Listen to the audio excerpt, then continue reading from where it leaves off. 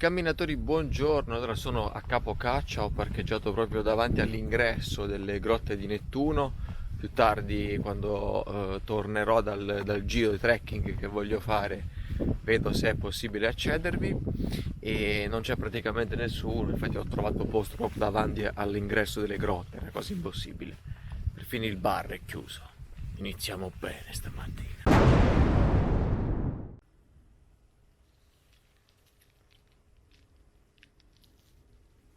La prima cosa che incontriamo è questo cartello che indica il nulla, e poi però ho visto questa scala che scende e questa dovrebbe essere la discesa alla Grotta Verde, ma come possiamo vedere dalla ruggine credo che sia chiusa e anche da un bel po'. Va bene, non sfidiamo la sorte, tanto ci sono tante altre cose belle da vedere e proseguiamo. Spero si senta qualcosa perché c'è un po' di vento e si sale subito da una strada asfaltata e in teoria non è accessibile ai mezzi a parte quelli militari, perché qui dietro di me vedete del filo spinato. Niente, vabbè, mattina raga, mattina anche per me. C'è una zona militare, ora vi faccio vedere però cosa guadagniamo subito, che vista guadagniamo subito già nei primi, avrò fatto 500 metri, niente di che. Il piccolo trucco per fare il caffè senza bruciare il manico è quello di mettere è come quando a casa non dovete bruciare il manico della padella. Non lo mettete così, se lo mettete così è probabile che il manico prenda calore, mentre se la mettete leggermente più spostata verso il manico, state attenti però a posizionarla bene, è più probabile che si riscaldi prima il caffè del manico, quindi appena il caffè è diventato caldo potete spegnere, aspettare qualche secondo, fate sempre il test e poi potete tirare via la tazza. Quante ve ne dico, quante ve ne dico, quante. Becchiamo subito questo sentierino con questa vegetazione bassa. Il sentiero non è proprio chiarissimo, ma ci sono degli omini gli omini di pietra che vi segneranno la via, quindi se non vedete più omini di pietra vuol dire che avete preso un sentiero dei cinghiali. Bene, sembra un po' di stare in Australia comunque, roccia, vegetazione bassissima. Boh. C'è ancora qualche nuvola che persiste. Allora, lì sotto abbiamo Cala Dragunara, quella piccola caletta proprio qua sotto, mentre quella lì è Pischina Salida, sarà piscina qualcosa, immagino, in sardo. E noi invece stiamo andando là sopra, praticamente su quello sperone di roccia. E in teoria da queste parti ci dovrebbe essere anche una ferrata, ma è chiusa, mi ero già informato.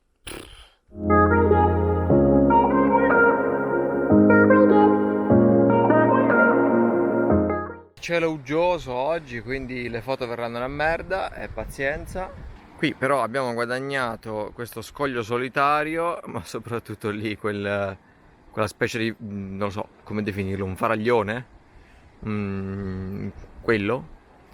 E qui sotto c'è la grotta delle sorelle, non si, cioè, si intravede giusto l'apertura e in teoria qui dietro, praticamente, dietro questa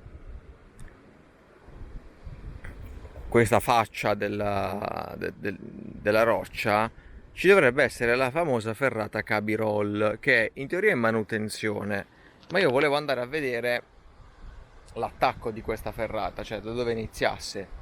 Solo che il sentiero è totalmente occluso dagli arbusti, non so da quanto tempo sia in manutenzione, però manco l'inizio ho potuto vedere. Mi dispiace un po' perché volevo vedere da dove partisse almeno, come era strutturata, dargli una sbirciatina. E niente, non ho l'attrezzatura, ce l'ho in macchina l'attrezzatura per le ferrate, ma non me la so portata appresso, quindi non l'avrei mai fatta, però almeno volevo vedere come iniziava. Peccato. La vegetazione la definirei molto presente, nel senso che spesso ci andrete a cozzare contro. Il fondo del sentiero è abbastanza roccioso, quindi diciamo che questa qui è una parte escursionistica, non la definirei proprio turistica. No, guardate che bella cala qua. E questa credo che la possiate vedere solo o via mare o attraverso questo sentiero. credo di aver sbagliato strada, perché, cioè, tecnicamente vorrei andare lì, no? Cioè, quello è l'obiettivo per il momento. E vengo da lì. Solo che mi sta facendo venire da questa parte così. Cioè, non vabbè, dovrei andare di là. Quindi ora credo che tornerò di là per poi trovare una via che va di là. Vabbè, avete capito, dai. Per il momento la situazione è questa. Caldo. Ora non so se percepite il livello di sudore che sto emanando in questo momento. Che bello fare i cammini a bassa quota in Sardegna i primi di settembre, una bella idea, bravo Colucci.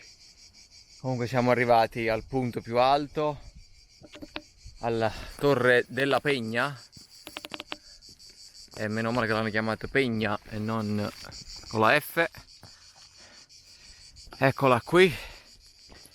Questa era una delle torri d'avvistamento sarde che servivano nel 1500 ad avvisare la città fortificata di Alghero che gli invasori stavano per arrivare. Penso il povero guardiano, quelli che si davano il cambio per venire a fare il turno qua sopra. Poverini.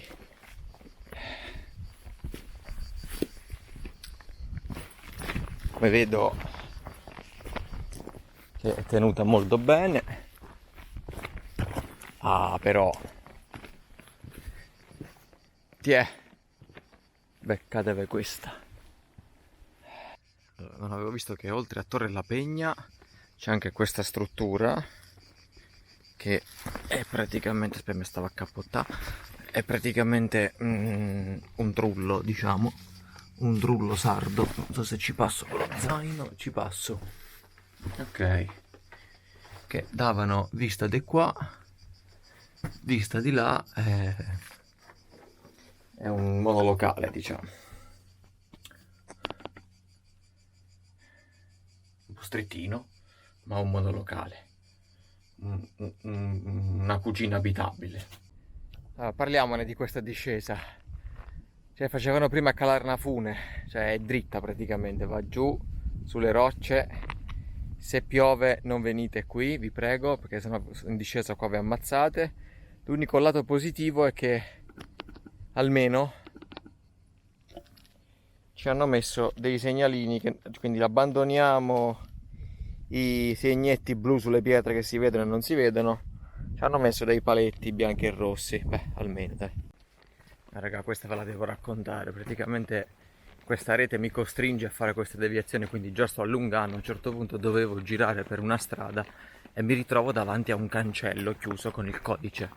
Per fortuna c'erano due signore che erano appena passate e faccio: signore, scusate, ma io dovrei andare sulla strada di là, ma come si fa ad aprire?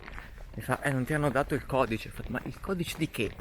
Ma da dove vieni tu? Faccio: no, io arrivo da su, dalla vetta.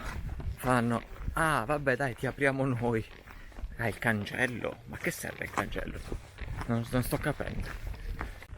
Ok, ho scoperto che sono nel parco naturale di Porto Conte e sono nella località di Tramariglio, che sembra più una località uscita dal Far West che dalla Sardegna. Ma considerando anche l'atmosfera, direi che potrebbe essere anche tranquillamente del Far West. E sono arrivato alla fine di questo trekking, voglio finirlo qui con alle spalle questo panorama, se si vede, spero di sì. Allora, sono credo 12 km, alla fine ho allungato un po', tra i 10 e i 12 km, che iniziano e terminano le grotte di Nettuno, quindi se avete voglia anche di farvi 300 scalini per andare giù alle grotte di Nettuno, potete anche fare la visita guidata alle grotte di Nettuno. Io ora credo che mangerò qualcosa e tornerò alla base, perché sono sudato fradicio. Se entro in una grotta così mi piglio una bronchite, quindi voi se vi organizzate un po' meglio, magari vi fate un bagno, vi rilassate un attimo, vi asciugate e poi volete scendere, credo che si possa fare.